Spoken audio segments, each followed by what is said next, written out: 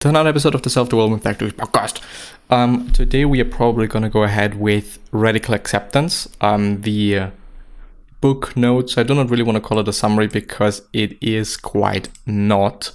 Rather book notes. Is there some? Yeah. Some coffee left for me. Amazing. Nice. Today's a bit of a fucked up day. I have to work from 1 to 9 p.m. Not amazing, not that great, since it is just really fucking with my time management in the sense of, I just do not want to take my fucking heavy computer with me. And therefore I have to see whether I can do some work for uni there. But anyway, this is not today's topic, because today's topic, of course, is, let me see and let me find it. Where is it? Radical Acceptance by Tara Brach, I think it is. I never ever know. I can actually search there. Radical Acceptance by Tara Brach. There we go. Once again by the calvinrosser.com site. And I'm also gonna show you. No, go away. So there we are. We went through many things up to, I think indeed an essential question, and fully experiencing your emotions is the one that I did not go through.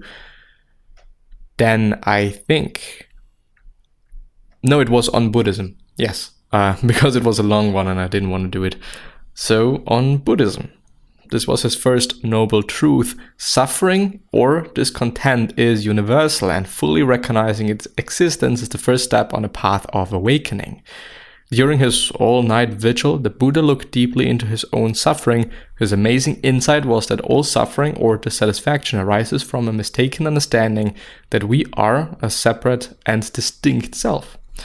This perception of, quote-unquote, selfness imprisons us in endless rounds of craving and aversion. When our sense of being is confined in this way, we have forgotten the loving awareness that is our essence and that connects us with all of life. Everyone, in one way, shape, or form, is suffering. Suffering is inherent to the human condition. The Buddha recognized that this suffering stems from being trapped in our sense of self and forgetting that we are connected to all that exists in this world. And there's another quote. So when he said craving causes suffering, he was referring not to our natural inclination as living beings to have wants and needs, but to our habits of clinging to experiences that must by nature pass away. Yes, some things just pass, some things just go away, and I think the older we get, the more we are okay with that. I think when you're very, very young, you tend not to to really like change in the sense of, someone's death, the most extreme example, but also, breakups, love relationships that are just ending, and, sometimes you can't just do anything about it. It might leave you in doubt whether you have done your best, whether you have done something wrong, whether you have, could have done better. But in German we say hätte Fahrradkette, which means who knows? Who knows what would have happened? And if I did this and that and the other thing, maybe I would have died. Who knows? Altering the past can lead to really, theoretically speaking, time traveling is not a thing yet, but can really lead to a lot of fucked up things. And this is definitely something to keep in mind and definitely something to think about. Like, whatever happened, whatever you did or did not do, maybe it is good in this way. Maybe it is good that you are in this position that you are in at this point in time, because who knows what would have happened. A common misconception about Buddhism is that the goal is to eliminate the craving that causes suffering.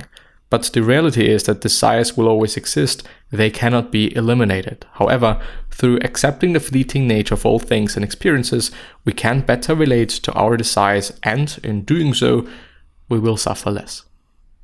And there is a quote again: "While desire naturally arises again, the wisdom of seeing that everything passes is liberating. Observing desire without acting on it enlarges our freedom to choose how we live." Everything passes. Once you genuinely accept this reality, your life will feel lighter. I think lighter in a sense of, for whatever reasons, human beings are just always, quite always, focusing on the bad. Why we are doing this, there might be some evolutionary reasonings, there might be some facts and whatever. But when you're thinking about the good things, they're also gonna pass. They're also not gonna be there forever. And I believe that it is incredibly important also to keep that in mind, that whatever good is happening, whatever good situation that you're finding yourself in, whether it is a loved one that you're so glad for having, whether it is, maybe even the shitty job that you're having, but you're still having a job, you're still able to support yourself and your loved ones. Theoretically, there are a lot of things to be happy about and a lot of things to be grateful for. Whether we are doing this or not is very difficult. And I see that and I feel that as well. And I would say everybody's feeling that. All of the fucking self-development gurus, quote unquote, they probably are feeling that, especially also because money tends to really, not actually uncover one's real personality, but people say that it does exaggerate it. You are more of you, and when you are a shitty person, you're more of a shitty person. So yeah. The trance of unworthiness. Perhaps the biggest tragedy in our lives is that freedom is possible, yet we can pass our years trapped in the same old patterns. Entangled in a trance of unworthiness, we grow accustomed to changing ourselves with self-judgment and anxiety, with restlessness and dissatisfaction. Like Mohini, we grow incapable of accessing the freedom and peace that are our bright right. Yes, bright right, of course, birthright. We may want to love other people without holding back, to feel authentic, to breathe in the beauty around us, to dance and sing, yet each day we listen to inner voices that keep our lives small. Even if we were to win millions of dollars in the lottery or marry the perfect person, as long as we feel not enough, we won't be able to enjoy the possibilities before us. In every moment, joy and freedom are possible, but many of us get caught up in habitual thinking patterns that prevent us from feeling the many joys of life. Instead of being grateful for a pay raise, we complain and think we deserve more. Instead of accepting ourselves as imperfect beings, doing our best, we criticize ourselves for making small mistakes. Until we learn to accept ourselves and our experience, we stay in the trance of unworthiness. Yeah, I once again want to underline, I think this is more or less a workbook than it is a solution for things. At this point, I feel like that it is pointing out things that people already know. Maybe should know better. Should be reminded of. But I would say that. Well, what would I say? I would say it is still difficult and it is a practice. Probably a daily practice, probably an every lifetime, hour, second, whatever practice. It is not easy to see the good. It is not easy to focus on the good, on what we're having versus what we are not having. Changing our thought patterns, changing the way we see the world, essentially. This is not easy.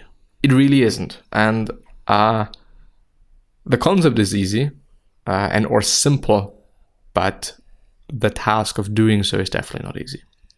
An essential question: what would it be like if I could accept life, accept this moment exactly as it is?